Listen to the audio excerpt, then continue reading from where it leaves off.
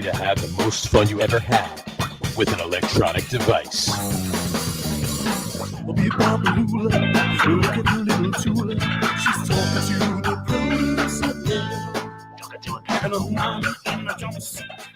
All right, everybody, welcome out to the Get On With It Sports Show. It is Wednesday, June the 15th, 2022. Jersey Johnny coming at you. With me, as always, is none other than Mr. RadioPete. Say hello, Mr. RadioPete.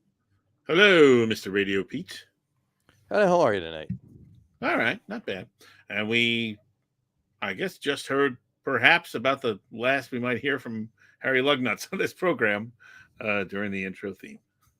We did. But we're hoping that he manages to join. So we at least get to hear his voice. At least we got to hear his voice. Yes. Yeah.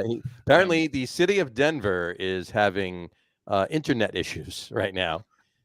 Now, here's the thing. A friend of mine who lives down in Florida and is obviously a big Tampa Bay fan, fucking traitor that she is, being a Long Islander born and raised, sure.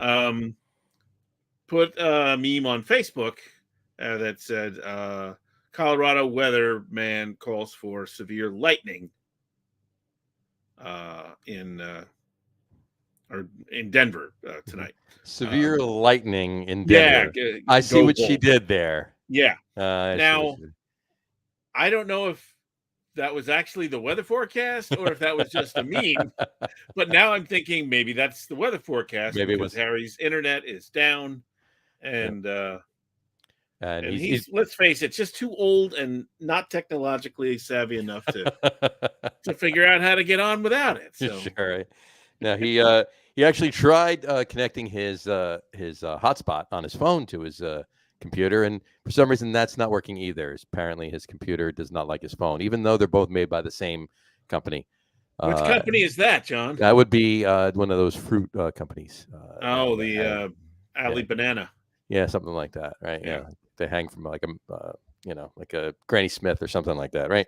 Right. Anyway, but I have the same too, and you've heard my issues with them before, so it's Harry's turn to experience some.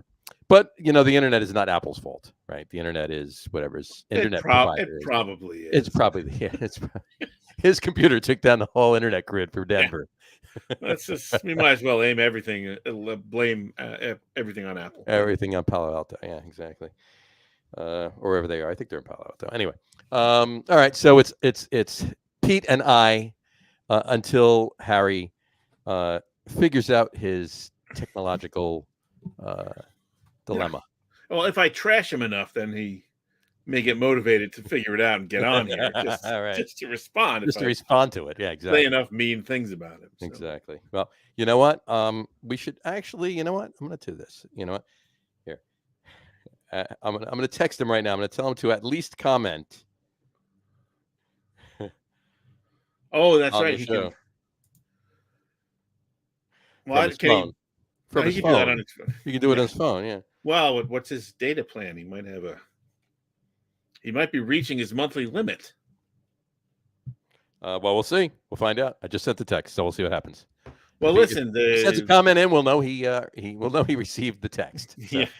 Or he could be sitting back with a beer and a cigar, with his feet up, laughing his ass off, going, "Yep, internet's down, boys. Sorry, internet's down." Right.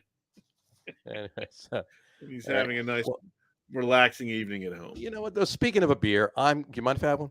Yeah, no, go ahead. What are you having? I'm gonna have it's a couple towns away over here, Bradley Beach, Bradley Brew Project. It's Bradley Premium English Special Bitter.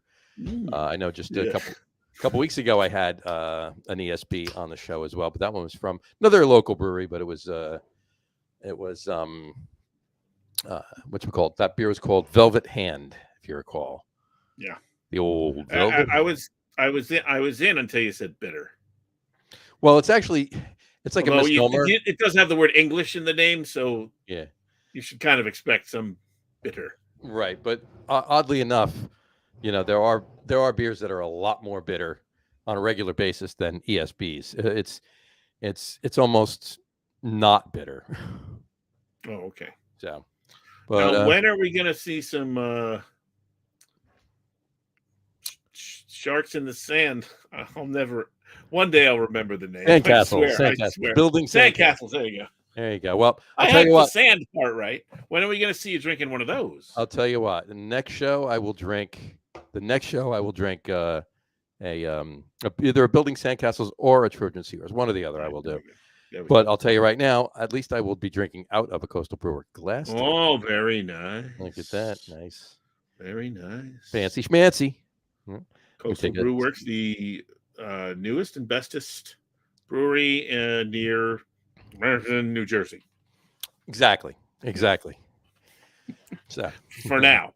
This is a pretty tasty beer. This one, Mike. They do it up well over at Bradley Brew Project. They're good. They're friends of ours. So is Bradley actually like the guy's name, or is that? No. It's the town. It's Bradley Beach. Oh, okay. So it's Bradley Brew Project. Yeah. Well, listen. Here's the thing. Harry might be. What do we want to talk about first? Just go straight to the NHL. We can. Well, why don't we talk about? We get some baseball out of the way. Okay. Yeah. Yeah. Okay. Baseball's good. Yeah. We get that out of the way. First of all, I do want to bring this up. All right. I mentioned it briefly to you before, but let's bring this up on the show. Cardinals pitcher last night, Miles McCollis. All right. He was one strike away from a no-hitter. Now, granted, not a perfect game. That would have been worse, but he was one strike away from a no-hitter. And the last batter, the 20, batter of, I think they were playing the Pirates. He hit. So maybe the 28th batter. 28th batter, right? He walked one guy. I don't have those stats, but in any event, bloop fly ball, just a flare that carried a little too far. Just went over the head, just barely over the head of the center fielder. And I believe it was the center fielder, yeah. And anyway, just out of his reach. So if he had broken on it a little bit sooner, there you go, or whatever. But it sucks, right? And he was interviewed, and the first words out of his mouth was, "It stinks." How do you feel about it? It stinks, right? And it does. I get it, right? At least he was honest. It was, right? But let me ask you this: honestly, you're the batter. You have two strikes on you in the top of the ninth, bottom of the ninth, wherever you're playing, in the ninth inning, and the pitch that's facing you, that you're facing, is throwing a no-hitter. Two strikes on you, two outs. So one strike left, and the game's over. He has his no-hitter. Do you whiff at it so he gets his no-hitter, or do you want to play the spoiler? What team am I on? Well, if it's the teams last night, you were the Pirates, and you were facing the Cardinals. Okay, so the Pirates. So I'm the batter on the Pirates, and I'm one strike away. Or the pitcher is one strike away. So I'm Pittsburgh. 13 games under 500. Mm-hmm. I suck. Right. I'm 10 games behind Milwaukee. What the hell happened to them? Right. I'm a game better than the Cubs and Cincinnati. Cincinnati was awful to start the season. Right. They were the worst team in baseball. They were. Not anymore, though. But anyway, I'm swinging. I want to ruin. Sorry, nope. You got to get it. It has to be legit. And I'm swinging. I'm getting a hit. I'm not giving anybody, unless this guy is my childhood friend and we played high school ball together or whatever. Other than that, forget it, man. I'm doing everything I can to just get on base, really. Gotcha. I mean, if it's a walk, I'll walk. I'm not gonna, reach out and try and hit one out of the strike zone or whatever. But yeah, I'm going for a hit. I'm not gonna miss the ball intentionally. You got to earn it. My question is, and I didn't see the replay, but was the center fielder, were they playing shallow to try and stop the bloop? And it got over his head, or was it? Or did he just not? It was a ball he should have gotten, but he didn't get a good jump. It's a good question. I was not watching the game. I just saw the the highlights, the replay of that particular at bat. So I hadn't, they really didn't show the. If they did, I missed it. They really didn't show where the outfielders were playing more, or really talk about it, because it wasn't like an in-game broadcast. It was just the analyst that was discussing it on the replay show, if you will. So they didn't say, "Oh, the center fielder was in a little close and it got over." No, I didn't hear any of that. So he might have been. But that would be a mistake on his part. Look, so I don't know. Look, like I said, the pitcher was honest. He said it stinks, but that's about all you can say, right? You can't start tossing blame around. You can say, "Well, if I'd made a better pitch, he wouldn't have hit it." But so they won, right? He got a one hitter, and then he got the next guy out. I believe so. Yeah. So I had a one hitter. Yeah, I'm actually trying to go back to it right now. So one hitter, he gets the win. Would have been nice.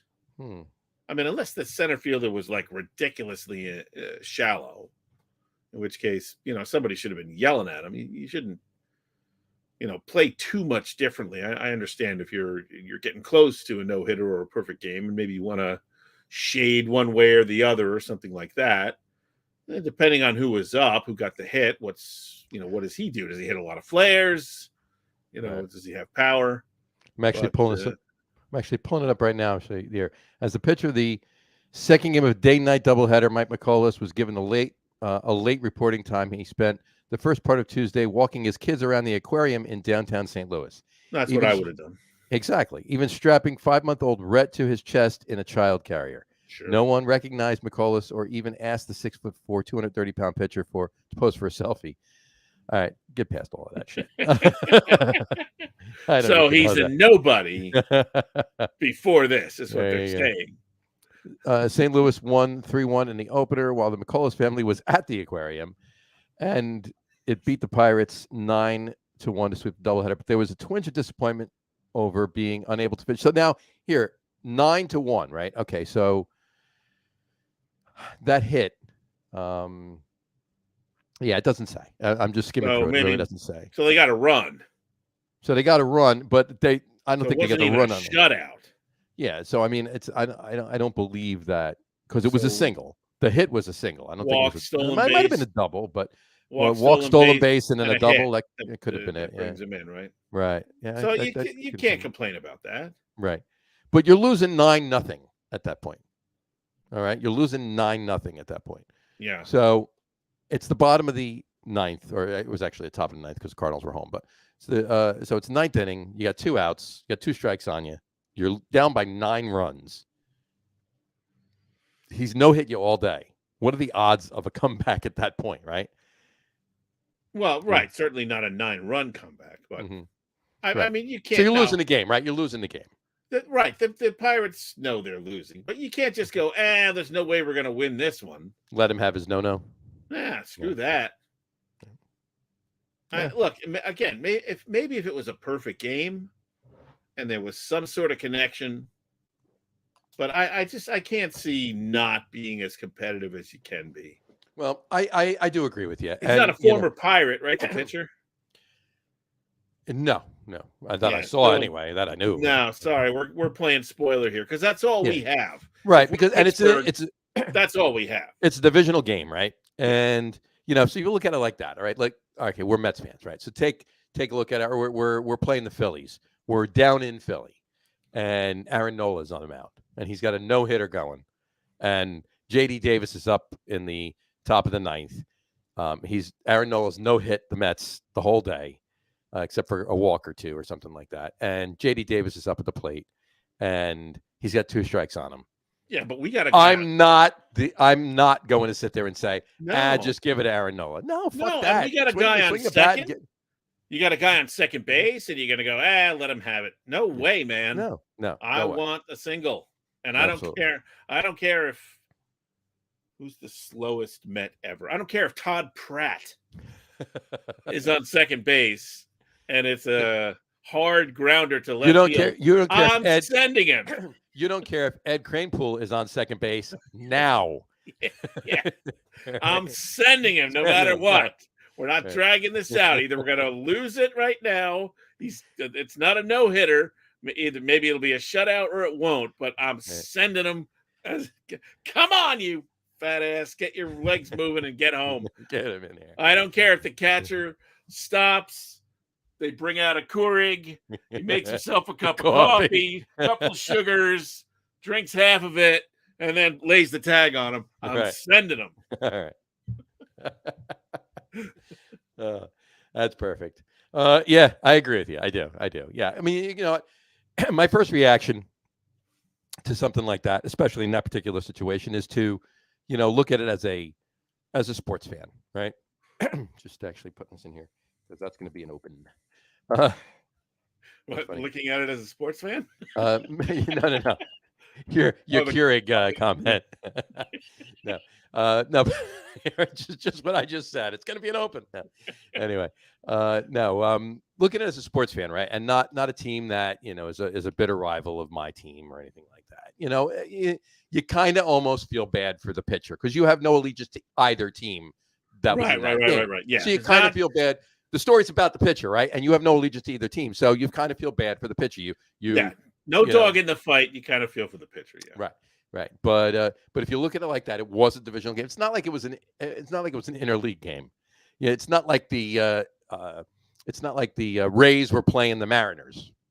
Yeah, I meant the Rays playing the Mariners is an in-league game. I meant to say the Marlins were playing the Mariners. Yeah, there it's you like go. The Marlins were playing the Mariners, right? Right. It's so really, who cares? Whatever team it is, they're gonna lose. You're going to lose. Right. It is what it is at that point. Yeah. But even then, you still want to do good. If you get a hit, it's a hit for your average. Yeah. Look, your average is going up instead of down. So. I just ran down the standings. Right. St. Louis, 3 games ahead of Milwaukee, 10 games ahead of Pittsburgh, 11 ahead of the Cubs and Cincinnati in the win column. Right. Right. So Pittsburgh, Cubs, and Cincinnati, unless somebody puts on a big run. They're going to be fighting it out for the bottom 3 spots. Right. None of those teams, Cubs should be better than they are, but certainly Pittsburgh and Cincinnati, not going to be challenging Milwaukee or St. Louis. No. For first or second, right? Right. Who's going to come in 3, 4, 5 in that order? Right. So even though you're losing the game, you want to put another law, or at least you're not going to put a loss on St. Louis in that case, but you're playing for pride, right? And at this point, even though you don't get the win, you want to go down. No pun intended, or maybe every pun intended. You want to go down swinging, right. and not missing intentionally. You can't do that. No, you can't. Absolutely not. And there's no way. I mean, come right down to it. There's no way they're getting a wild card spot. I mean, right now. I mean, that's what I mean. None of those 3 teams. I mean, are going to the playoffs. It's not like we're in September now. Obviously, anything can happen. At this time last year, Atlanta was about the same where Pittsburgh is right now, and they won the damn World Series. But so anything can happen. But if the season were to end right now, there are 1, 2, 3, 4, 5, 6, 7, 8, 9, 10, 11 teams in their 15-team conference league, I should say, ahead of them. So right. Yeah. And listen, between St. Louis and Milwaukee, there's no guarantee that both of those teams are going to go. Sure, it could just be the central winner. So, but yeah, Pittsburgh, the Cubs and the Reds, they're fighting it out for the bottom of the pile. And again, even though it's not a tie game situation, or if it was a 0-0 tie, and maybe you could get a hit and get a run, at least take a lead into the bottom of the ninth. They're 1.5 games, I believe. 1.5 games out of the basement of the National League. Yeah, pretty much. Pretty much, yeah. The only teams below them are the Cubs, the Reds, and the Nats. That's it. Yep. Yeah, everybody else is closer. So, but there's still pride involved. So, spoil it. Yeah, and it's individual records too. It's the guy that was at bat too, right? It's his average. Hey, right. If he could raise his average by a couple of points as opposed to dropping it by a couple of points. Sure, especially when you're on a lousy team, right? Which is usually pretty lousy because maybe there's 2 guys that are doing okay and everyone else is not good. Right. Exactly. And that's why they're lousy. So yeah, every hit helps. Right? What is the is it the thing from Bull Durham? What is it? 50 hits a year or something like that? One squibber or seeing eye single or Texas flare or whatever. One extra hit a week is the difference between like 250 and 300 or something. 250 and 300, yeah. Right. So this could be whoever that guy was. His extra hit that week could be one of his. It could be his Texas flare for that week. So Exactly. And it's true. It's amazing how many good baseball anecdotes everybody has gotten from so many Kevin Costner baseball movies. Yeah, well, say what you want about Kevin Costner. I think he's a big baseball fan. I seem to think that, Yeah. So, if you build it, he will come. Exactly. Yep. Anyway, all right. And on that note, while we're talking about Pittsburgh, I have a few things I want to talk about the Mets too. But while we're talking about Pittsburgh, I do want to bring up a pitcher that Pittsburgh had on their team last year. That had, I'm just bringing up his stats here. Last year he pitched to almost an 8 ERA, I believe. He pitched last year. He pitched almost an 8 ERA, so he was not good last year in Pittsburgh. And then he got traded. He got traded in July, like before the trade deadline last year, to a particular team. So halfway through the season, he was at 8. Yeah. Okay. And he got traded to a team for 2 players, and that team is the Yankees, and the player is Clay Holmes, and at this particular moment, he's unhittable. Yeah. And if Harry was here, he'd be taking over the conversation right now because he'd be all about Clay Holmes right now. And the fact that he's basically he's supplanting Aroldis Chapman as the not necessarily the closer, but the high leverage situation reliever. Yeah, if Harry was here, this would be a Burns and Allen moment. Yeah. Where George Burns comes out and he says, people ask how I became a star. Gracie and I would walk out on stage and I'd say, Gracie, how's your mother? And she would talk for 40 minutes. And that's how I became a star. Mm-hmm. So we would all just have to say, hey, Harry, how about those Yankees? And what's the pitcher's name? Clay Holmes. How about Clay Holmes and the Yankees? And you and I, we could go brew a batch of beer. Exactly. And I could go downstairs to my kitchen and make myself a Keurig. There you go. And come back upstairs. I'd run out to the store, pick up some more beer. Yeah, you could do that. Right. And he would be halfway through. Grab a sandwich on the way back. We're good to go. Stop, have a bite to eat. Exactly.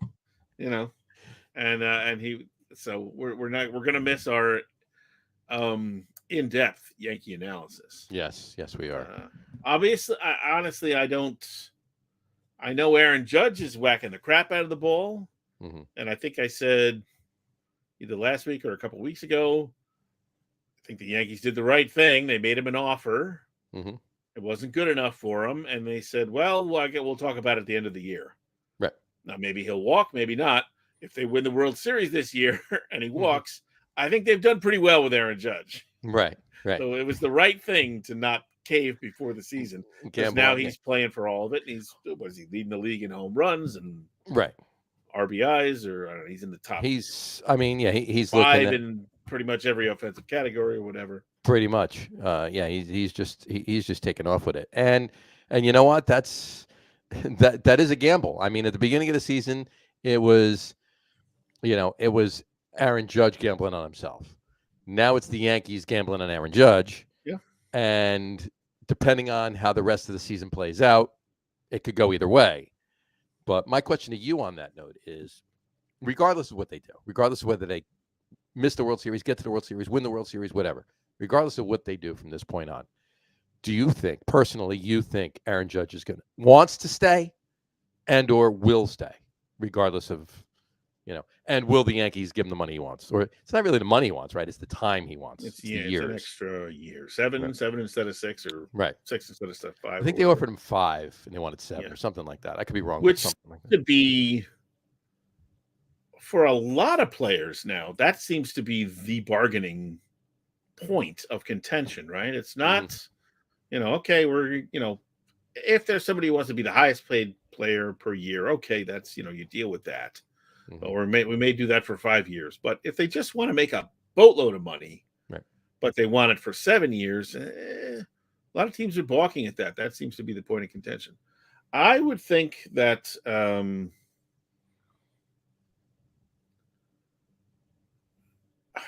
we always talk about, it's all about the money. They don't really care. There's no loyalty. I think players obviously have preferences of where they want to play.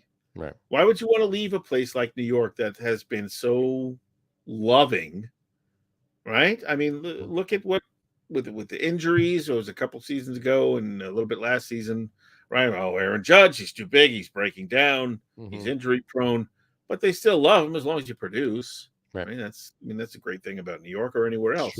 It's true. So, why would you want to leave there? If you grew up wanting to be a Yankee and now you're a Yankee, I think players legitimately want to be in certain places. Now, whether that's because that's their team that they love, or that's a city that has a history of winning or at least being competitive or whatever, I think he definitely wants to stay in New York. Will he? I don't know. I think if they win, I think he'd be more likely to stay. Right. Well, maybe change his mind about the contract. If they don't win it all, I don't know. So you got to figure someone's going to give him what he wants, right? And you know who it is too, right? Well, I don't know. But if that happens, then that's the end of him. That's when the slow decline starts to speed up, because that's the history. Right. Yeah. And we're talking about our team, the Mets. Folks. The Mets, right? Yeah, of course. But if he crosses the river, or whatever, crosses. There's a river there. Yeah, 17 rivers.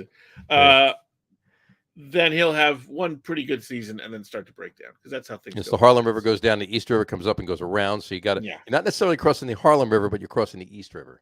Yeah, there you go. Yeah. So, but yeah, Uncle Steve is the guy who might pay him and might give him the 7 years or whatever it is he wants. There might be somebody else too. I don't know though.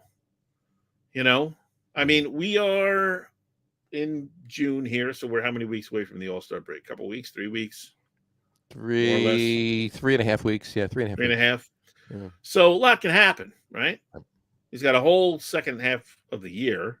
4 weeks, actually. 4 weeks from yesterday, I think, is the All-Star game. 4 weeks from yesterday. So there we go.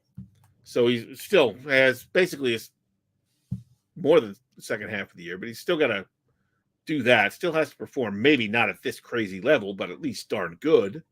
And he's got to stay healthy. Right. And any of those spokes come off the wheel, it's not going to mean no one's going to sign him, but it's going to make it a lot harder, for somebody to justify giving him what it is that he wants, because the Yankees made him a damn good offer, and he said no. Right. So I think I'm not sure if things go slightly. I'm not saying he has to get injured and then miss 2 months. I don't mean that. But if things don't continue to go really well, it's going to be a limit to the teams that are maybe going to give him what he wants. Right. And he might want to just stay with the Yankees and take 1 year less. I mean, you got to think that he wants to stay in the Bronx. Of course, I think he does. I think he does. I think look, the amount of money he's going to get, it's not like they're offering him, a qualifying offer, like a 1 year qualifying offer. It's not like they're giving him well undervalued what he deserves. Yeah. And if he does go on and win the MVP and gets them deep in the playoffs or whatever happens with there, they're going to do something. I mean, I've heard, and I don't know how true this is because I've heard it second and third hand, from pundits and stuff like that on sports talk radio and TV, but that Hal Steinbrenner does not want to breach the luxury tax. And that's what this is about. There are obviously teams that don't care. One of them is very close. There's the luxury tax, there's a second tier, and then there's the Steve Cohen tier. And Steve Cohen doesn't care because he wants to win, and he'll do whatever it takes to win. Yeah. The return is just going to be initially. Initially, he doesn't care. Right. Oh, eventually it's going to level out. Yeah. If they don't win, then over the next 2 or 3 years, then it's going to start to level out pretty quickly. Because he's going to, learn that you can't just always buy everything. But they've made smart moves so far, so let's hope that continues. Right. Exactly. But I just, why would you want to play anywhere else other than, You know what I mean? And look, and we talked about this. Whatever, they're 45-16 for Christ's sakes. They're the best team in baseball. Mm-hmm. And the other best team in baseball is also in New York, but the Mets right now are still the redheaded stepchildren. Mm-hmm. They're doing better. There.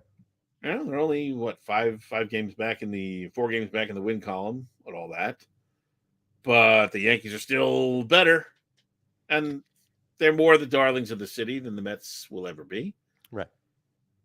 You know, the Mets it's not exactly toiling in obscurity, but comparing the two, the Mets are kind of toiling in obscurity. They happen to be doing very well. Well, the Yankees are also 50-something years older of a franchise. So, they've had, and I think they've won, what are those things called?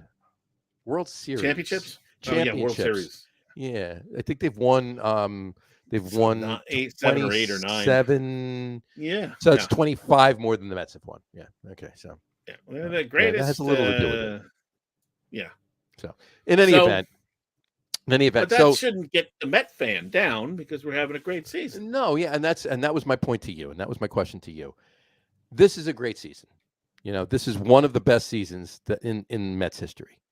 I think honestly, at this particular point in the season, the only season that was better than this season was the '86 season, and we know what happened there, right?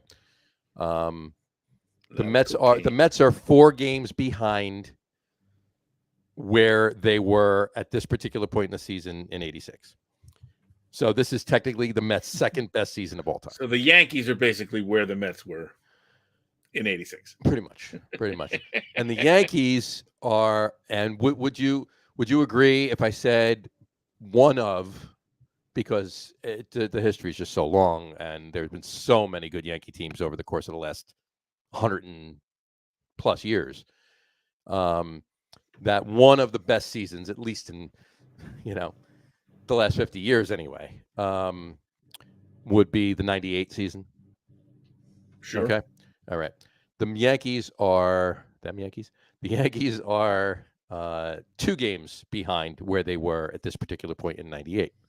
So both the Mets and the Yankees are playing some of the best baseball they've ever played, and they're doing it at the same time. The 2 best teams in baseball are both in New York. And And I'll tell you, this might be a really good place for the Mets. Mm-hmm. Because they can just kind of go about their business. Mm-hmm. They don't have to be the saviors of New York baseball. Right. They can just let the Yankees be better. Let them get the back page 3 out of, every day that they play, mm-hmm. or, that they don't lose or whatever. Right. I don't care. Who cares? Beat the Braves. Beat the Phillies. That's all I have to say about the NL East. But, yeah, it's pretty much all I got. Get into the playoffs. And they need to. They need to beat up on the Marlins and the Nats. They need to take care of business. They need to sweep them all the time to get those wins. Right. Because the Braves and the Phillies are going to do that too. So let the Yankees get the headlines. Let them be the best team in baseball. Just keep chugging along. No pressure. No, not as much press. That's what I want for this team. Right. I don't want them. You know what I mean? I don't want them having that pressure. I mean, they're getting, from the media, they're getting some of it, of course, right, as they should, because this is in New York. It's the market that it is. Mm-hmm. And they're the best team in the National League who happens to reside in New York. But let the Yankees have the back page. Just to be the little engine that could. Just keep chugging along. Winning series. That's all you got to do. Agreed. Now, on that note, though, the Mets are actually doing some things that even the Yankees aren't doing. Okay. Let's look at it this way. Obviously, the Yankees, what do we say? The Yankees are 45-16, and the Mets are 41-22. So, right here, Jeff McNeil. Okay. He's hitting. I just want to point this one stat out to you. It's going to lead me into my other stat. Jeff McNeil's hitting .336 against righties. That's insane. Yeah. Okay. Think about what Jeff McNeil was doing last year. Think about that last year was an anomaly. The rat and the raccoon and all of that crap and so forth and so on, right? Yeah. Right. Punching his teammates because it was fighting over what rodent was in the tunnel, or which wasn't what they were really fighting about. No, but that was the story. But which leads me to this other stat. The Mets right now are, when batting with 2 strikes on the batter, they're hitting .197. It sounds low. It's first. League averages. It's first in Major League Baseball. Yeah. They're tops in Major League Baseball in batting with 2 strikes. And what that tells me, there's patience, and they're concentrating on having good at bats. And it's no secret. I mean, you just watch any of the games, and you're going to see them just, foul off pitch after pitch, wait out walks, just run up pitchers' pitch counts. It's like I think Todd Zeal said it. I heard him a little while ago on Baseball Tonight, New York. He said it's like death by 1,000 paper cuts. Yeah, well, that's what good teams do. Especially in this. Look, it's whittle away at it, and all of a sudden the pitcher in the bottom of the 4th inning is where he should be in the bottom of the 7th inning. Well, right, and nobody goes really. Well, pitchers are starting to throw a little bit longer now, but with the way pitching is now, you get that pitch count up early. Mm-hmm. That guy's coming out. So, although as I said, I think was it last night or the night before, Bassett threw over 100 last night, trying to get him through the 8th there, 8th inning. Yeah. Another stellar performance by him, but. So, that's what good teams have always done, right? That's one of the hallmarks of the Yankees. Sure. The best hitters on the Yankees. Work the pitch count. Don't swing at lousy pitches. Be smart. Be patient. I mean, it's a universal, intelligent strategy for hitting. And the Mets have obviously bought into it and are doing well. They're following it. So that continues.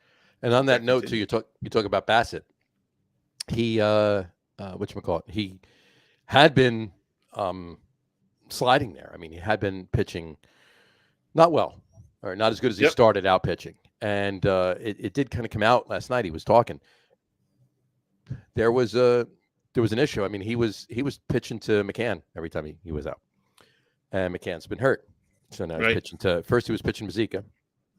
That didn't work out too well. They couldn't get on the same page with the signs. And he's been pitching to Nito, and he really wasn't getting along with Nito. So they actually got together and they hung out and got to know each other and spent some time with each other and did this, did that, whatever, and it worked. Like how he pitched last night, right? And he did. It's not like he was pitching against the Reds.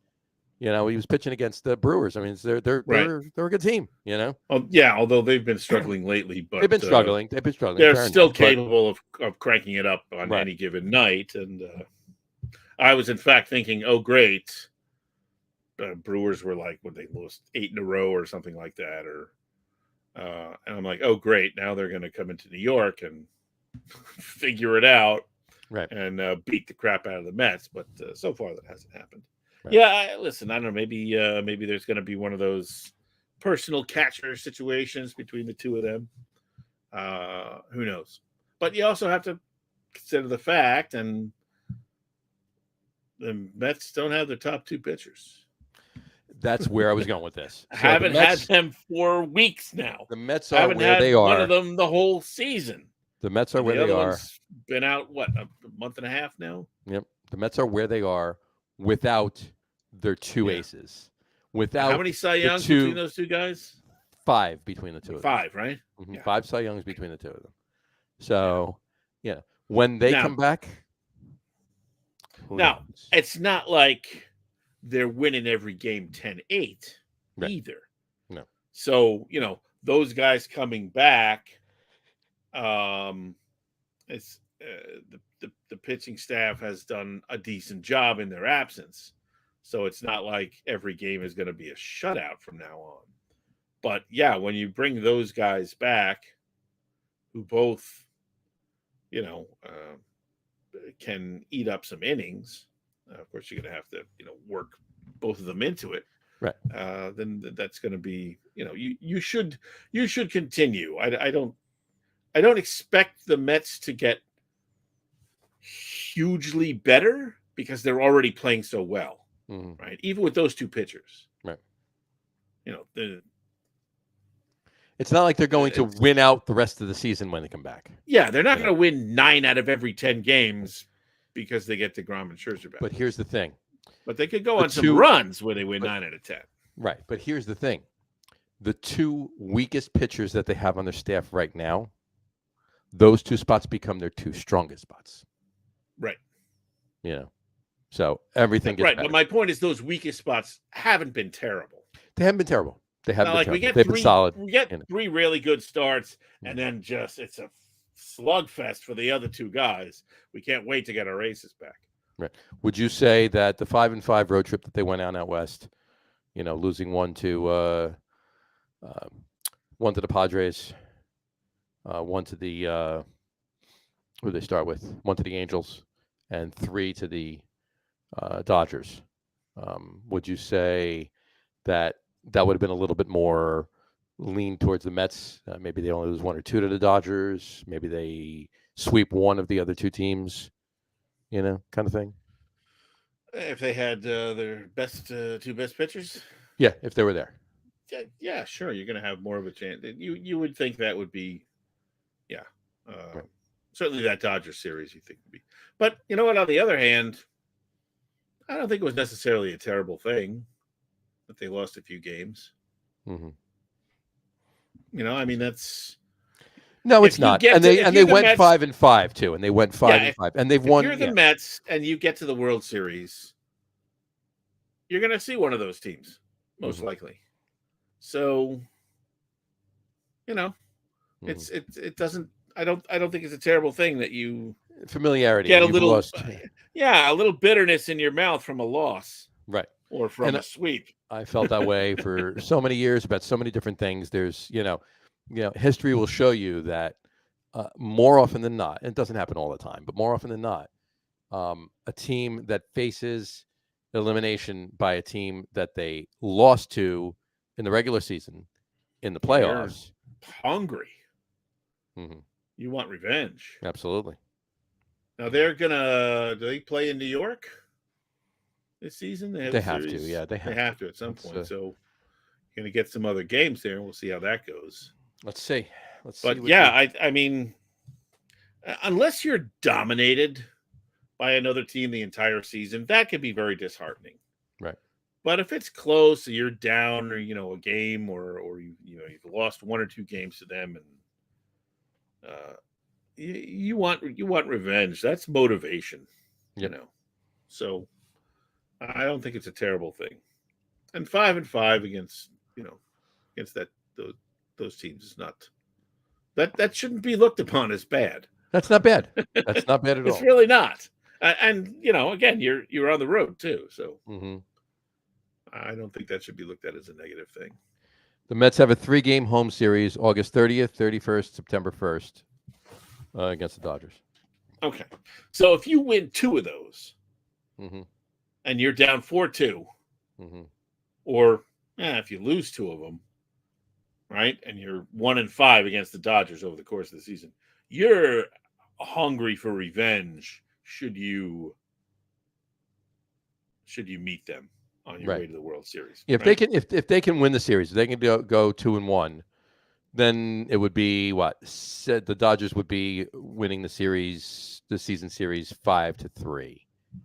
No, 4-3. 4-3. They'd be 1 game up on them. Yeah, because it was just 4 games. Dodgers won 3, Mets won 1. Right. So they're 1-3 right now. Mets are 1-3 against versus the Dodgers. So if they go 2-1, they're 3-4. If they sweep them for some weird reason, they're Mets are 4 and the Dodgers are 3. Oh yeah, you're right. So, but my point is, if they're a game down after the season series, or 2 games down, right, that's motivation for revenge. And exactly. possibly going to see them again. Except probably not the Angels. No. You probably won't be seeing the Angels in the World Series if the Mets get there. Probably won't. Probably not. No, but you never know.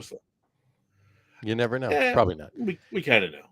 Look, I mean, it's quite obvious that it's not out of the realm of possibility for the World Series to be another Subway Series this year. And the one thing that the Mets have going for them this year that they didn't have going for them 22 years ago is that Armando Benitez is not on the team. Yeah, that's true. So there you go. But see, here's the thing. And in 2000, I said to some Yankee friends of mine, you can have 50 championships. If the Mets win the World Series, that means nothing. Because all the Met fan has to say in that argument is, oh, you got 28 championships or 27? Yeah, we beat you in the World Series. There you go. That one time. We beat you in the World Series. Right. So enjoy all your other championships. Enjoy the others. I'm going to really enjoy this one. Right. That you lost to us. There you go. But of course, that didn't happen. No, did not. So, but now could have, but it didn't. But now the shoe's on the other foot. In that case, Yankees losing would have been a disaster for them. Right. Let's say they meet again this year. Mets losing, going 0-2. That's a disaster for the Mets. Right. Winning and tying it up, well, then at least you can say, well, we got 27 championships. And you go, yeah, but only one against us. We got just as many against you. As you have against us. As you have against us. Exactly. So, again, that's kind of a, bogus argument. But, boy, if they were to meet in the World Series and the Yankees were to win again and the Mets were 0-2, I never – anytime I saw a Yankee fan, I would just walk the other way. I don't want to hear it. I don't want to hear it. Gotcha. Got some Harry information. He could not connect from his phone either to do it via the phone.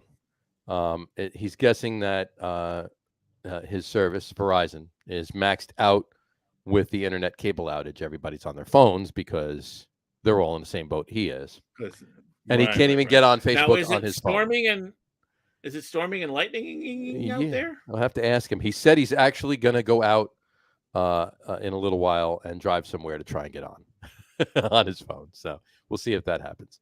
But on that, we should. It should be interesting. But I do want to mention this though. A couple of things before we wrap up baseball. There's three things today. We're going to do today in Mets history. Oh, okay. Today in Mets history. Today, June 15th, 1977, was the day that the Mets traded Tom Seaver to the Cincinnati Reds. Bad day in Mets history. All right. Today, June 15th, 1983, 6 years later, was a good day in Mets history. It was the day the Mets got Keith Hernandez from the Cardinals. Okay. All right. And this year just happens to be the 20th anniversary. All right. June 15th, 2002, of the day that Sean Estes threw behind Roger Clemens at the plate at Shea Stadium. It was the first time that the Mets were facing Clemens since the 2000 World Series. So, I was at that game. Were you? Yeah. Yeah, it was very disappointing. You're like, Yeah, I mean, I was not a huge fan of Estes anyway, but I mean, come on, guy. Just hit him. Yeah, really. I mean, if you're going to do that, hit him. Plunk him right on his. Take one for the team. He gets thrown into the game. He gets thrown into the game. Whatever. He was trying, but he missed. That's what I think it was. He was aiming the ball. Yeah. But it was funny because. So what year was that? 2002. 2002. Right. So who'd won the World Series the year before that? Refresh my memory. That would be the Diamondbacks. Yeah. So what was funny is there was, obviously a mixed crowd, and there was a guy sitting I don't know, one row forward or maybe 10 seats over. And he was a Yankee fan. Mm-hmm. And he was just a lame ass, like trying to argue, about the Yankees or whatever. And he kept saying, "Let's go, world championship. Come on, world champions. Let's go, world champions."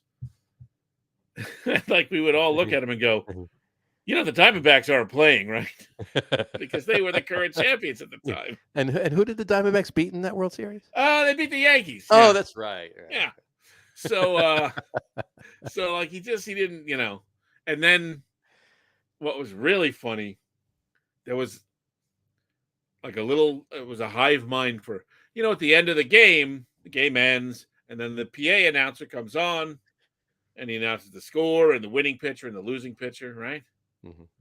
So I forget who the winning pitcher was.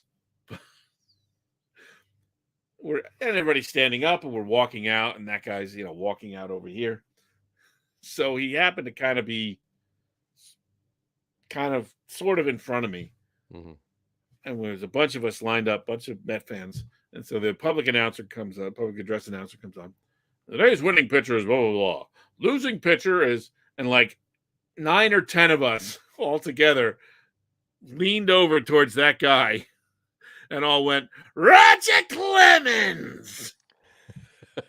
simultaneously. And I don't know how we all knew to do that together, but we gave it to him because we, of course, hated Clemens. So that was a fun day. But yeah, very disappointing. Just drill him in the ass. Yeah. Just drill him. Clemens could not get over the fact that Piazza had his number. Yeah. Well, what are you gonna do? What are you gonna do? All right.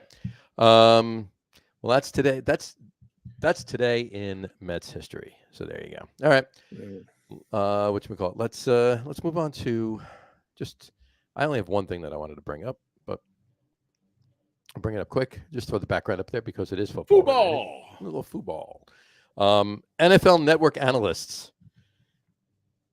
did a little voting, and they voted for the greatest defensive player of all time. Who do you think they picked? Michael Strahan. Greatest defensive player of all time. Mm-hmm. Who did the NFL Network analysts vote as the greatest defensive player of all time? Is it my good buddy Prime? Nope. Wasn't that your buddy Dion? Nope. I'm going to guess it's a Giant. Possibly. Oh, you don't want to give it away. Well, man. I mean, I have to say LT. Yes. They picked Lawrence Taylor as the greatest defensive player of all time. Now, did they pick any others? Did they pick 2, 3, 4, or just... They may have. I just read that as the headlines. Oh. How do you really argue with that? This is true. Let's find out actually what they. I think there's other players that are right there, but I mean, unless you want to go way back in the day and find somebody who, revolutionized the game like back in the 30s or something. But, LT kind of did that in a different era. Yeah, he did that. How do you, I mean, why would you even, who are these people and why do they have so much time to waste that they can spend their hours figuring out what we already all know who the greatest NFL defensive player is. Yeah, I mean, it's not like it was this unbelievable, like groundbreaking discovery of voting, but whatchamacallit. So it says, there was there one vote for Aaron Donald, right. and everyone else was like, "What? Get out of here!" Yeah, really. It's LT. Well, I don't even know why we're here. Listen, we rented the hall till 4. It's now 3:00. We got to kill time somehow. So, I don't know. Let's pick the greatest defensive player ever. Let's pick something that everybody will just obviously agree with us with. Anyway, yeah. I'll read just a little bit of it. It's NFL Network analysts vote LT greatest defensive player of all time. NFL Network recently asked 10 of its analysts a simple question. Who are the top 3 defensive players of all time as you see it? Most of the analysts listed many of the same players. Reggie White was a popular choice, as were Aaron Donald and your buddy Prime. But the one and only name included on all 10 lists and in the top spot on 9 of the 10 lists was none other than Lawrence Taylor. So there you go. So somebody didn't put him ninth. Didn't put him first. Yeah. Yeah. That's the guy who doesn't vote for Mariano. It was the same. Well, it was Mariano, the same. But it was the same guy that didn't vote for Derek Jeter for the right. That's right? I had the wrong player there. Right, because Mariano was unanimous, right? Mariano was unanimous. Yeah. He's the only guy that's ever been unanimous. Yep. Is that right? Correct. That's correct. Yeah. Yes. Right. Jeter was the guy who was that's the same jackass who didn't vote for Jeter on the first ballot. Right. I'm going to put. Actually, it says it right here. I'm going to put Derek Thomas or. It says it right here. The one analyst that did not vote number 1 voted Deion Sanders number 1. It was Mabel Sanders of Dallas, Texas. Of Dallas, Texas. Well, unless you get one guy's I'm voting for Izzy Weingartner. Right. He changed the defensive tackle position, played from 1931 to 1944. 1931 and a half. Yeah. There's never been a better interior defensive lineman than Izzy Weingartner. Exactly. LT's number 2. Exactly. But at least it,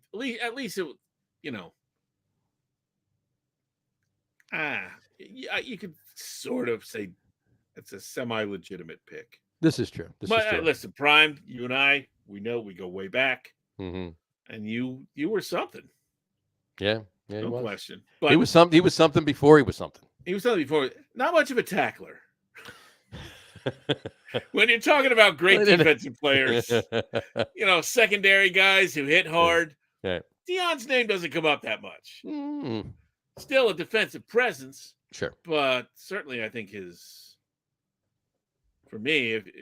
kicking game kick return game was as much an asset, if not more so, than his defense. And his pick return too. Not just kick, but pick return. Yeah, that's right. Anytime he got the ball in his hands. Right. Yeah. So exactly. You could make a case that he's one of the greatest. Well, let me ask you that then. Obviously, we know one of them. So what would be your top 3? Who would be your top 3 of all time defensive players?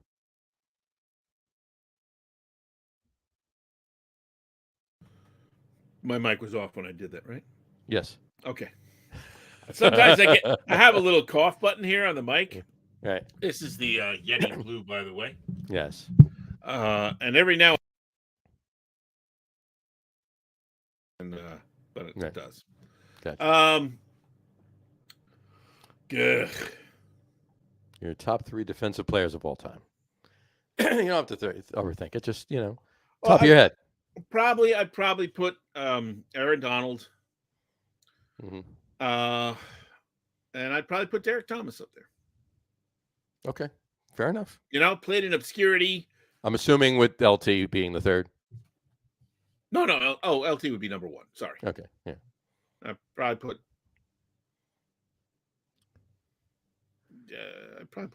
I might put Derek Thomas number 2. Well, I'd probably put Donald. Donald too. Not Darnold. Aaron Darnold. You want to put Sam Bradford Darnold? In my league, we're going to have a fantasy league where everyone's named Darnold. Probably put Donald number 2 or Thomas 3. Gotcha. So LT, Aaron Donald, Derek Thomas. Yeah. Fair enough. How about you? LT number 1. I would put. I put Reggie in there. I put Reggie White in there. I put Reggie White at number 2. I put Reggie White at number 2. And number 3, I'd have to give you a tie because Aaron Donald. It's hard to leave him off. He's such a great presence right now. But I would also Emlyn Tunnell. I'm going way back, obviously, with the Giants. He was just a beast. He was just insane. I mean, you talk about secondary, defensive secondary. Just, I mean, Revis Island. I mean, guys that watched Emlyn Tunnell back in the day would laugh at, Right. Yeah, there were some when we did. What was that? Was it best top 10 defensive backs or? Yep. And there were a bunch of guys from back in the day that you look at their stats and you go, "What the hell?" Yeah, this guy had 53 interceptions in the 50s. Like nobody threw the ball that much. Yeah, they threw the ball 54 times to his way. He got 53 of them. So yeah, that's not a bad pick. Yeah. So, but that would be mine. So there you Prime, go. You're my number 3.5. There you go. You can have Prime tied with Derek Thomas, or yeah, slightly something like that. If Thomas sprains his ankle, then Prime's in. Prime steps in. So there you go. Cool. All right. Yeah, I don't think there's much out of Jets camp. Minka Fitzpatrick for the Steelers signed a new 5-year contract. Just a few hours ago, just this afternoon. Don't care. You know what? Let me hang on. Let me pull up. I got signed up for I don't know, the Ready Set Jets or whatever the hell it's called. Mm-hmm. Some stupid like weekly email or whatever. So I think they sent one today. Oh, Jets mini camp roundup. I meant to look at this before. There you go. On the air. I don't. While you read that, I'll read this really quick. Yeah, let me just. Mekhi Becton is wary of his critics. He's set to make them eat their words. Mekhi Becton, nicknamed Big Ticket. I didn't know that, as a matter of fact. Were you aware of that was his nickname? Big Ticket? No. No. Delivered a big message Wednesday to his critics. I'm going to make them eat their words, he said, at the conclusion of a 2-day minicamp. Becton, who has battled injuries and a weight problem since his promising rookie year in 2020, sounded determined to change the narrative. In his first media availability since last September, he showed up wearing a blue T-shirt that read "Big Bust." Good for him. There you go. Yeah, this is a waste. Gotcha. Look, here's highlights of Zach Wilson completing a pass. Here's a conversation with C.J. Mosley. Apparently, he was wearing a hoodie or something like that. I heard somebody saying hooded Wilson or something like that. I don't know. I don't know. I forget what that was about. Like he was wearing a hoodie while he was throwing the ball or something like that. I don't know. But look, anyway. You know me, big Jets fan that I am. Nothing means nothing. What is it? Nothing means anything. Nothing means anything until you do it on the field. Sure. I mean, they very likely could have had the best draft of any team this year, with the Giants probably having one like the second or third best. But they until they get it all right on the field means nothing. Means nothing. Although I did hear part of an interview with Robert Saleh the other day, who I'm warming to. So he was talking about, I guess he's got some kids and they were playing in their respective baseball league championships, I guess. And one of them won and another one lost and was crying. And, they're whatever, 8, 10, 12, somewhere around there, I think. Right. And so he was, talking about, keep your head up, be proud of your accomplishments. And then they were saying, well, Dad, you cried when you lost the Super Bowl when he was with the Niners, right? Right. Whatever, he was coordinator or anyway, whatever. Defensive coordinator, yeah. Defensive, yeah. So they're like, you cried when you lost the Super Bowl. And I thought his response was quite honest. When instead of saying, well, yeah, that's true, you're right, good point, he kind of said, yeah, but that was the Super Bowl. It wasn't, like the 11 and 12-year-olds junior league, which, of course, he didn't follow it up with that, but he just said, yeah, but that was the Super Bowl. So, that was legit. That's pretty good. I like that. But, of course, when you're a kid, wherever you are, whatever you're doing, that's the biggest thing in the world. Sure. So he didn't go on to say, oh, your league isn't important. Yeah. He was just like, no. That was the Super Bowl that we lost. And that's why I was crying. Yeah, for a kid, all things are equal. So Right. So I thought that was a very honest answer, rather than going, you're right, son. But try to pass that lesson on to his kid. Keep your head up. There you go. So, but you hate it when your kid throws logic at you. Yeah, right? I mean, who are they? Sometimes you get caught. Damn it, that's a good point. I can't. Right. The only response I have no response to that. No, the only thing you can do is like, well, because I'm your father. Right. Well, why do I have to do whatever? Because I said so. That's why. Right. Because and that's that's kind of, sometimes that's the case. Mm-hmm. Because I'm smarter than you because I've been alive longer, but it still sounds lame when you say that. Mm-hmm. So my 17-year-old is very logical. We always tell him he should be a lawyer. There you go. Because he's always, connecting these dots and going, well, if this is the case and that is the case, then this must be the case.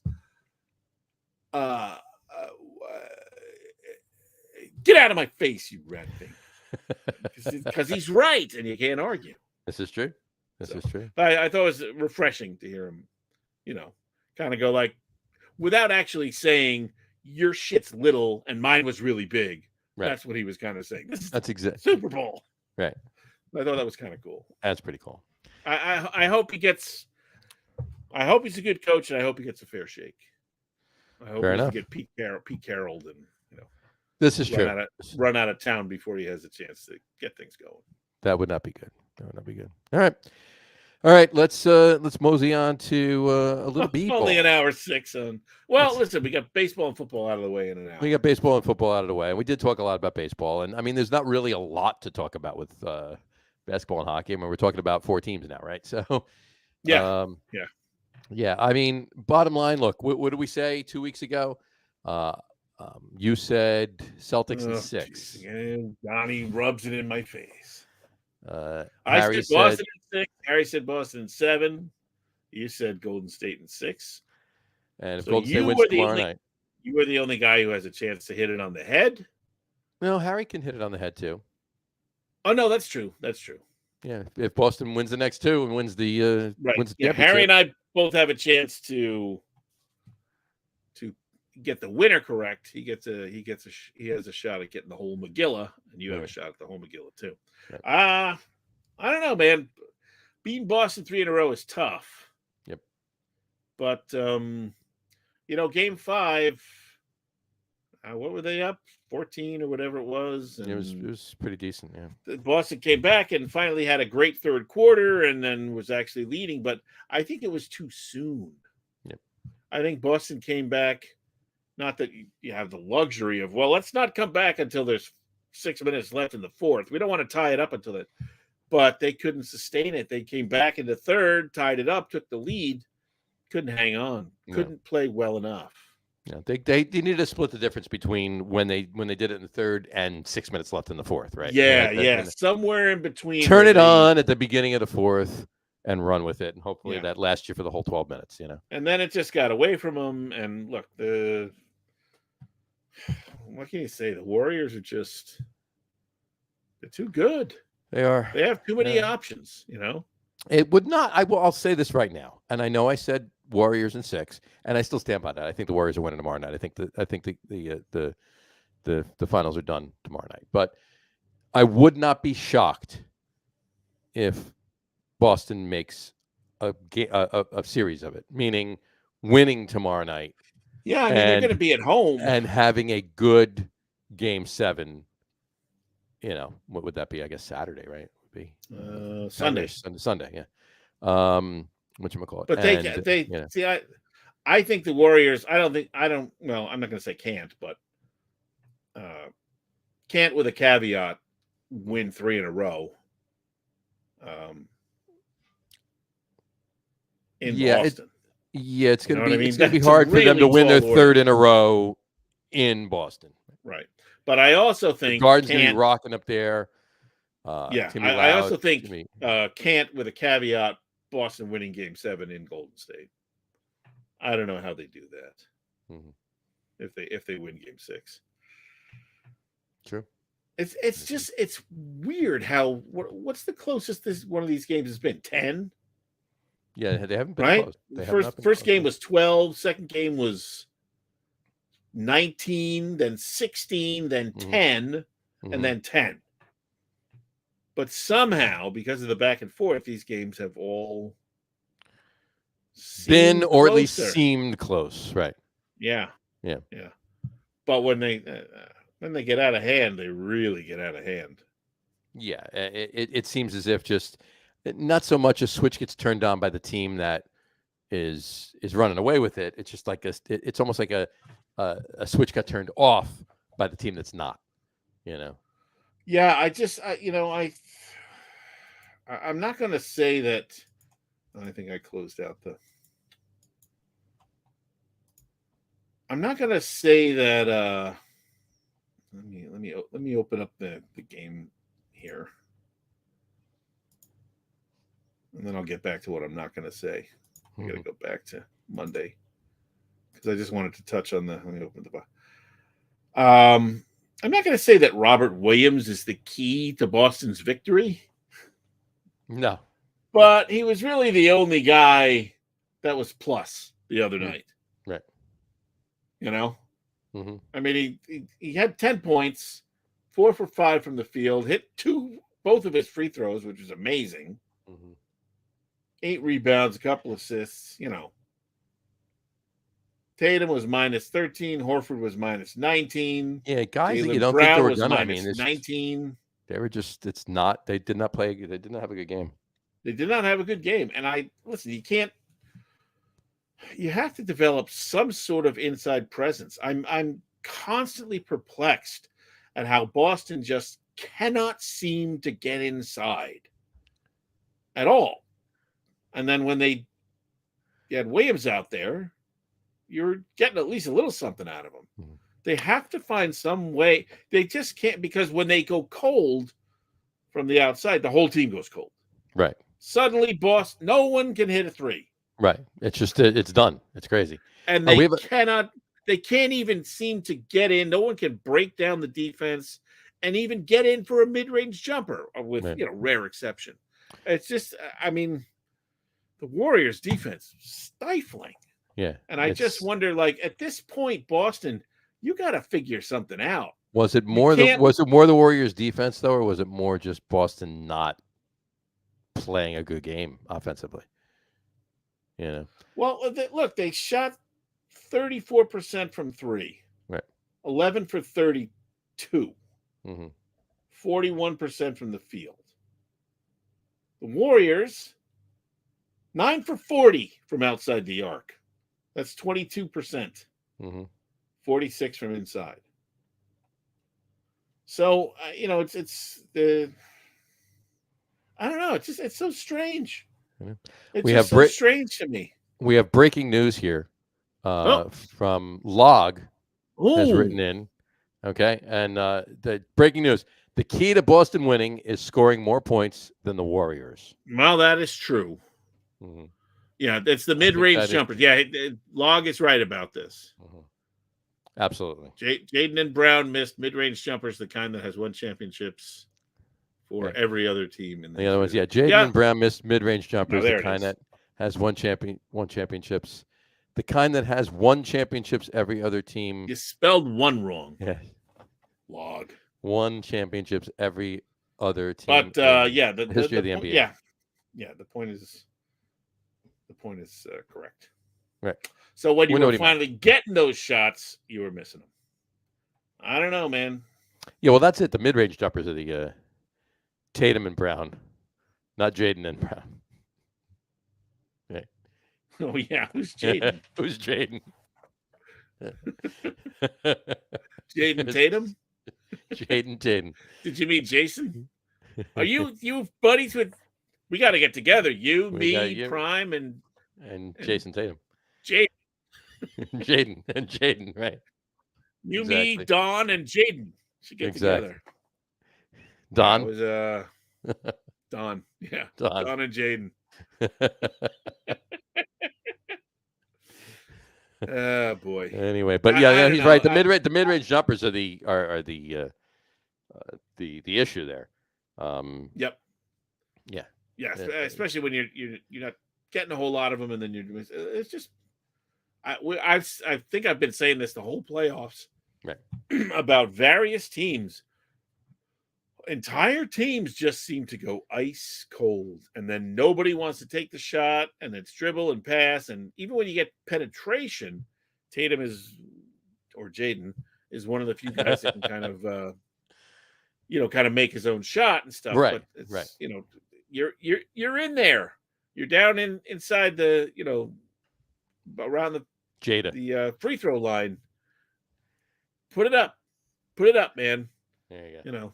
But and also they're talking a lot about the drop defense. Right.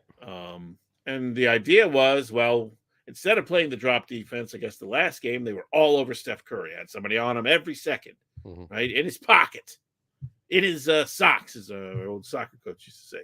Get inside his socks. And he had a subpar game, but they still lost. You got to be able to shoot. Right. I hope it goes 7, but I don't. Unless Boston figures out something. Well, like I said, they win. I don't see how they win too. I still stand by. Yeah, it's hard. As hard as it's going to be. Let's say hard, as difficult as it might be for the Warriors to win the third game in a row in the Boston Garden. It would be that difficult for the Celtics to win a second in a row out in California. At least, if not more. And the other thing is, look, Boston's tough. There's only so many times you get up off the floor. Yep. If they get down, you know what I mean? You get down 15, you're heading towards halftime or whatever. Eventually, you just go, fuck, what do we have to do here? You know what I mean? Exactly. How do we do? How many times can you come back? It gets harder and harder. Something has to happen where it's not an epiphany moment by any means, but like a switch gets flipped, and they're like, "Oh, okay, this is how we're going to do it." And that's the only thing. Like I said before, I do stand by my pick. I do think the Warriors are just going to wrap it up tomorrow night. I think it's done after 6. Warriors win it. They but I would will. not be surprised if it goes to 7 and Boston doesn't, and Boston makes a game of it. It's game 7, I mean. So, and game 7 being the closest game, like Boston winning tomorrow by double digits. So every game's been double-digit wins, and then game 7 is the closest of all the games. It would not shock me this year with what Boston has been able to do at certain points in certain series. Maybe Boston has to play their third team a little bit more. Yeah, that's worked for a lot of teams this year too. If you look at the last game, Juwan Morgan, Sam Hauser, Stauskas, Luke Cornett, Aaron Nesmith. Mm-hmm. Not sure which one of those guys is on the bench, but they all played 1 minute and 19 seconds. Yeah. Which I assume was total or each? Each. Okay. Each. Like they literally got 1:19 exactly each. Was that like at the very end of the game? I don't know. I didn't watch. They must have all went in for the last 1 minute and 19 seconds because that's just too abstract to actually, all right, hold on. All right, you're out. Yeah, like this. How do you can't plan that? Not with 6 guys. So I don't know. Maybe get some other Bird, Pearson, McHale. If their third team is Bird, Pearson, McHale. If their third team is Bird, Pearson, McHale. Like these 6 guys all played the exact amount of time. How is that possible? Right. And there's 6 of them. So it's not like they can all go on the floor for the last 1 minute 19. Exactly. By the way, folks, these comments from Log, it's Harry. So yes. he's actually gotten to be able to comment at least to the show now, so that's a good thing. Harry Lug Nutz, worst NBA Finals ever. Yeah, I mean, you're not wrong. No, listen, there's wrong. great portions of each game. When you've had some of these big comebacks and stuff, but ultimately these are disappointing games. Mm-hmm. I mean, you can't have double-digit wins all the time. It's just not that exciting. It doesn't make for exciting basketball, that's for sure. So, no. Right. Well, we'll see what transpires tomorrow night, and then Sunday, if depending on what transpires tomorrow night, we'll go from there. So good luck to both teams, and we'll be watching. We'll be watching. Well, let me just ask you this. Throw it. Go for it. Golden State wins. They're a dynasty, right? 4 championships in the last 8 years, plus 2 other finals appearances that they lost. Yeah. 6 times in 8 years going to the finals. I think you can already say that they kind of are already, because that would mean 6 times in 8 years and won 4 of them. It would still be 6 times in 8 years and they only won 3 of them. So it's still dynasty-esque, regardless. But you could say that. You could say they're.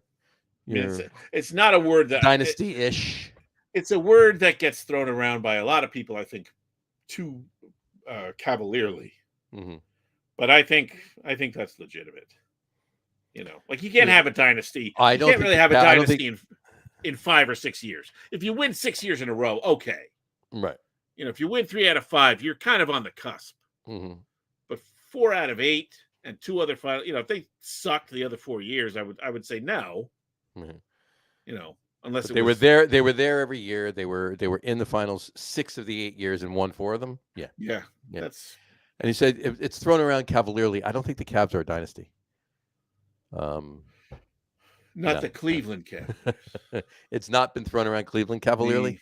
The Mariposa Cavaliers. Oh, the Mariposa Cavaliers. Professional broom ball team. Yeah. That's a dynasty. That is a dynasty. Yeah. If you can be a dynasty playing broom ball, that's something. Well, listen, a lot of sweeps in that game. I see where you went there. All right. I had to hire a guy to help me figure out how to set that up. I like that. Here we go. Okay. Oh, dynasty. I guess I hate the Warriors and horrible dad joke. There you go. Okay. Well, that means it's a great dad joke because dad jokes are supposed to be. If it's a horrible dad joke, that means it's a great dad joke. So thank you, brother. All right. Yeah, that's it for basketball. That works for me. All right. So let's switch the screen here just for a moment and talk about how sad it was for me to wear this jersey tonight and not be rooting for them to win game 1 of the Stanley Cup Finals. Yeah, finally I got something to cheer about with hockey. There you go. I haven't had a winner. When did the Devils win last time? 2005? 5, yeah. Cheers to the New York Rangers. And I know you don't hold this, but I'm going to say this, okay? I know you don't hold this in the same regard I do, but cheers to New York Rangers. It was a great run. It was a great year. You exceeded anybody's expectations this year, getting to where you got to. You ran out of steam. Happens. But again, cheers to a great year. And let's keep this team together. Let's do it again next year. So, cheers. You want to flame out in the conference finals again next year? Get to the playoffs. That's not very ambitious. I meant get to the playoffs. Well, I shouldn't say flame out. Listen, the Rangers, I got to give them credit. They were very entertaining to watch. Mm-hmm. They were down, right? They were down a couple series and came back. Yeah. Brilliant at times. Mm-hmm. Really confusing at others. I'm glad they're not in it because they're not my team and I hate them. But they provided some excitement, no question about that. Yeah, I mean, the first round went 7 games against the Penguins, and they came back. They were down 3-1. 3-1. Yeah, and they won 3 in a row. And then the second round against the Hurricanes, 4-3. Same thing, 7 games. Yeah. But ran out of gas. They were up what? They were up 2-1 against the Lightning. They were up 2-0.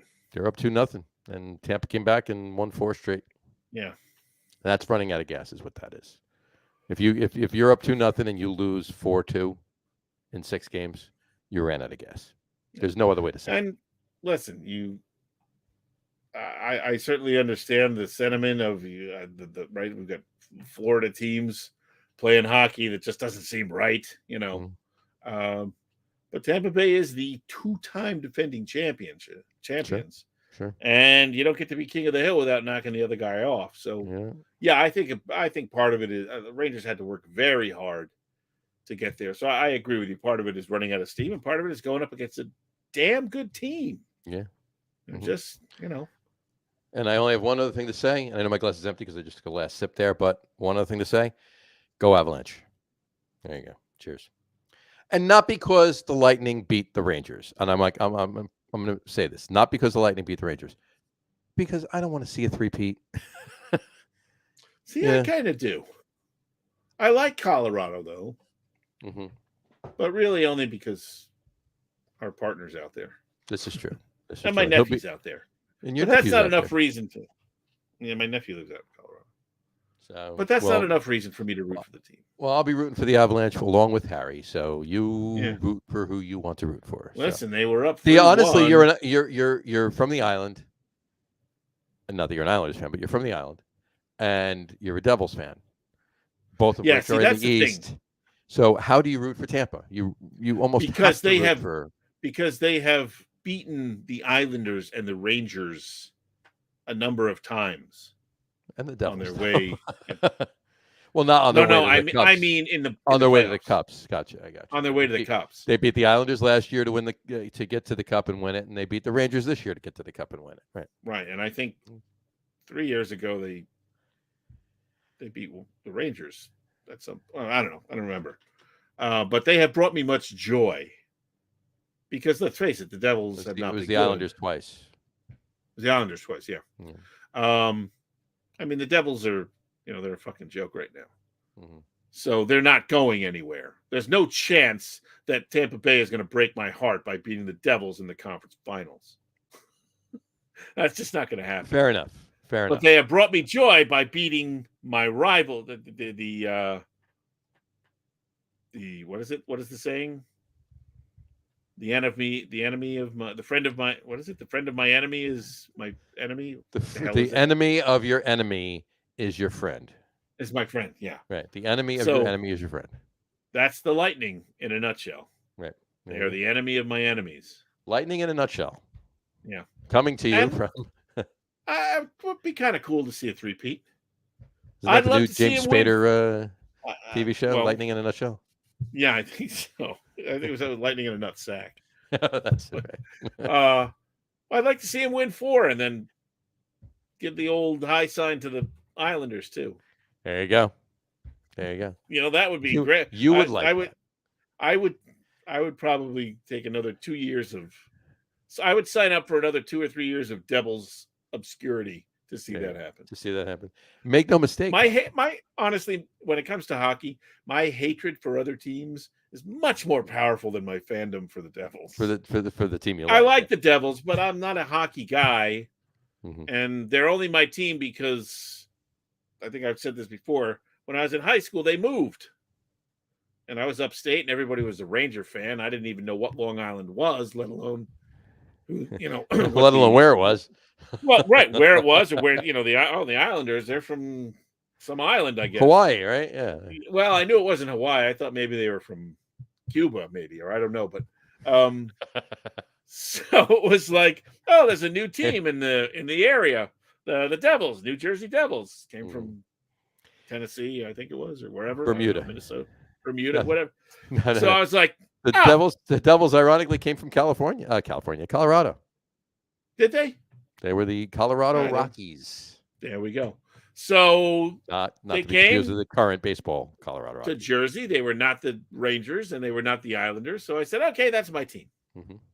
So that's, and I've had my glory years with them in the past. They've won a few cups. It was great. Harry and I, but I'm not all. Harry and I actually got to meet Glenn Resch, Chico Resch, when they first in our town when they first moved to Jersey. So in other words, I'm not broken up if they suck. No, I'm not. Damn it! I mean, I would like for them to be better, of course, but I will gladly trade their lack of success for the misery of those other two teams. Gotcha. Like, I don't even care about Pittsburgh or anybody else. They can be good or be bad, as long as they're long as they're at the bathhouse. Long as they're beating the Rangers and the Islanders, I'm happy. So you mentioned at the bathhouse in Passaic. Bathhouse. The bathhouse in Passaic. When we get off the air, I'd like to hear more. All right, we'll tell you all about that. Do you have pictures? He may. I think there were Polaroids back then, so. Right. And you got to wave it. You got to wave it, wiggle it a little bit. Yeah. Here comes the image. Oh, I don't want to see that. So, anyway. Yeah, that's. Here you go. Go Tampa. Why not? I agree with my friend my traitorous friend who now lives in Florida. There you go. Go all right. Bolts. On that, yes, this is true. He left his 5-hole open. Right. On that note, not for long, though. Not for long. No, it was not open very long. Not at all. All right. Prediction time. Prognostication time. Radio Pete. Let us hear it. Well, let's see. Well, it's 3-3 now with 9 minutes left in the third. Avs just missed a great scoring opportunity. I do kind of like Colorado. I don't hate Colorado, to be honest. Have it on right there. Oh, it was on there. Might be violating copyright. Well, you can't see it. You just see like a screen. I got to root for the Lightning.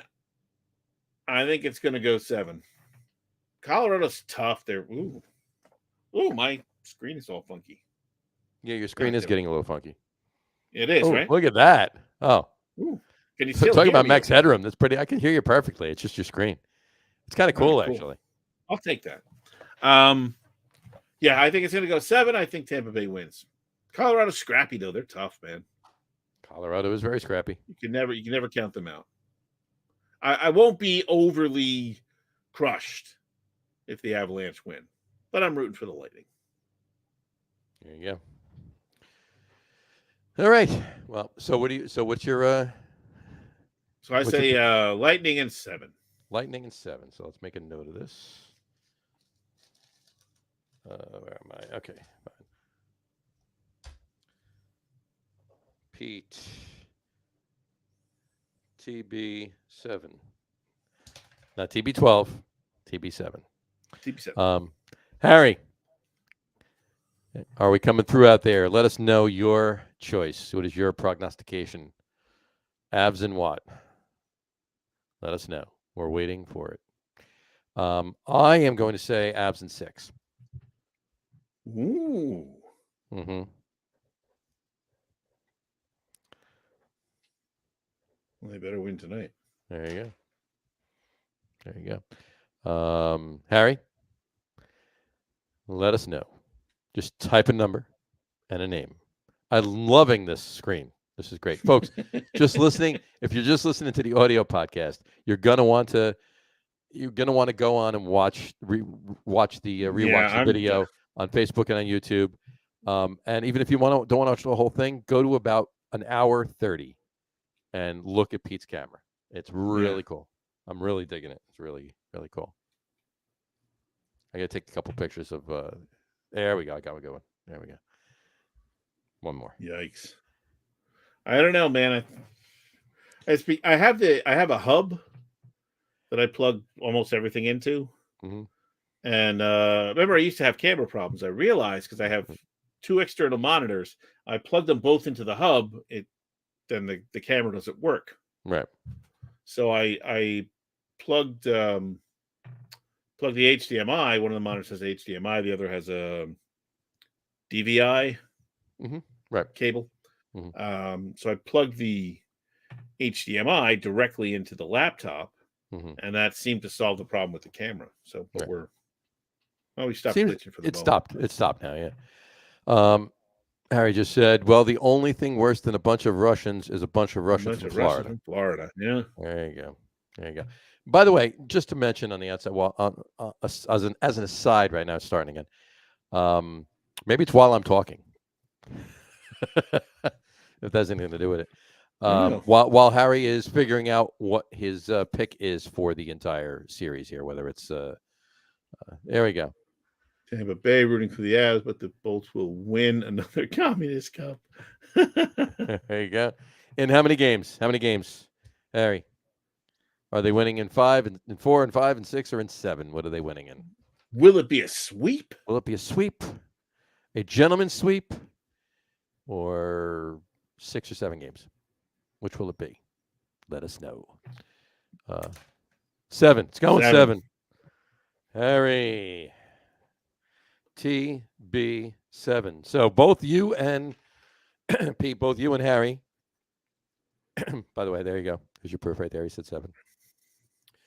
Both you and Harry have Tampa Bay in 7. I have Avs in 6. All right.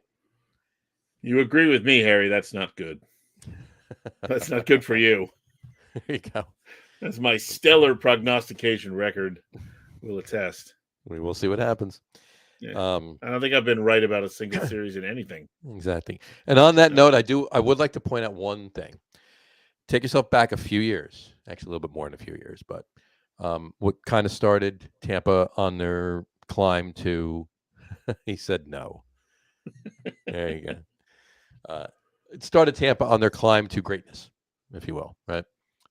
They did a lot of trading and got a lot of players from one particular organization, and that would be the New York Rangers. So much so, for a while, they were being dubbed Rangers South. Just like the population. A lot of New Yorkers down in Florida. Exactly.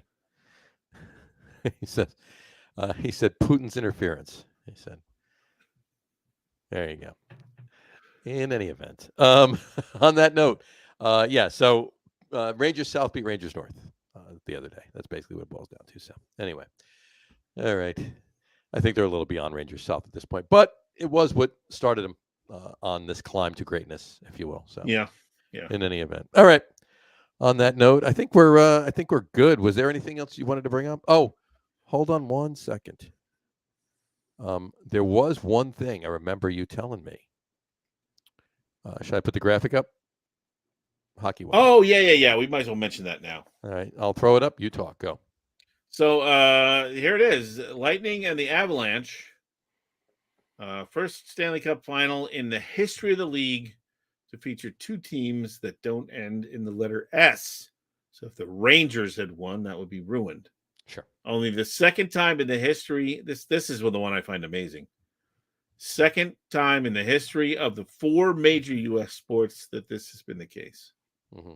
And then it says a stat that exists but does not matter. I came across this the other day, and I thought, this can't be right. There must be. But yeah, only 2 times in the history of hockey, baseball, basketball, and football that a championship has not had at least one team whose name ends in S. There you go. And that other time was when the Heat played the Red Sox. Yeah, that was a brutal series. In the Super Bowl. Yep. Right. Exactly. Well, in the Broom Bowl. In the Broom Bowl, yeah. But that's not a major sport anymore. So not anymore. Like it was back in the 1720s. Exactly. I wonder what the other time I wonder, was. yeah. What is the 2 teams not, because it wasn't hockey, obviously. No. Trying to think how many football teams. There's no football teams. Name doesn't end in S. There's none, right? There's no football teams. There you go. Here we go. Yeah, there are 4 NBA teams: the Heat, the Thunder, the Magic, and the Jazz. There are 3 hockey teams: the Avalanche, the Wild, and the Lightning. And the Kraken now too. Obviously, this is a little old, so the Kraken are on there too. So it's 4. Yeah, but it's not hockey because they would have said this is. They would have said second right. time. Right. And 2 baseball teams, obviously the Red Sox and the White Sox. You know, so and that's the Red Sox and the White Sox ever play in the World Series? They may have them. Let's see. Not for knowing. Not sure. And then, as of for the last couple of years, there actually was a football team. There's not anymore. That didn't end in an S. That would be the Washington football team. Oh, okay. But they certainly haven't been in the championship game. Not so much, no. So it's obviously most likely football. such a basketball combination, most likely. Yeah, it seemed to have to be. Yeah, unless the Red Sox played the White Sox. So it's the Heat, the Thunder, the Magic, and the Jazz, and who else? The Magic. Yeah. I don't think the Magic ever played the Jazz in the finals. Mm-hmm. Did the Heat beat OKC one year? That's what I was thinking. But the Heat. I thought the Heat beat Dallas. Did the LeBron era Heat? Let's see. Let's check it out.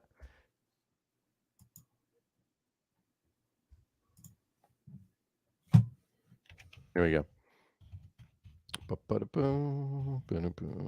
there. Oh, pull it down. Okay, I just got to go new. Oh, well, unless it was like way back in the day. Where are we? Thunder beat the Heat beat the Thunder. That's what it was. Heat beat the Thunder. There. 2012, the Heat beat the Thunder. Yeah. The Heat won the Heat. Yeah, Heat beat the Thunder. There you go. All right. Good guess. Yeah, because the Heat were in 4 in a row and won the 2. They lost. That's what they lost to the Mavs. They beat the Thunder. They beat the Spurs, and then lost to the Spurs. Yep. And then LeBron decided to get out and go to the Cavs, and then the Cavs went 4 years in a row. Yeah, that's hard. Well, I guess it's not that hard to believe since every team almost ends in an S. This is true. So if anybody out there is going to like start a sports team or buy a team and change the name, leave off the S for savings. Leave off the S for safety. We got another comment here. And and he's going back to baseball now. Clay Holmes rules. He does. He does. And they have 2 S's, USSR. Wow. Yeah. He's really not up on hockey tonight, is he? He's kind of down on that. All right. Well, the former Soviet Union is going to win the NBA championship one of these years. I mean, the NHL championship. NBA championship. They might win the NBA championship, too. What the hell? Why not? I think we should let them play. What the hell? Give it a shot. Let's see. At least that'd be another team that doesn't end in S. This is true. All right. Would anything that else? Covers it. I think that covers it. I think we're good. All right. All right, folks. Well, we did have a little Harry in there for a little while, so you got a little taste of him. We'll put the brand back on baseball because that's the way we wind it up. And on that note, we'll wrap the show up for today. We want to thank everybody for watching. For those of you just listening to the audio podcast, thanks for listening. Don't forget to visit our website, www.getonwithitpodcast.com. That's getonwithitpodcast.com. And remember, like us and follow us on all of our social media, Facebook, Twitter, and Instagram. Just search for the Get On With It podcast.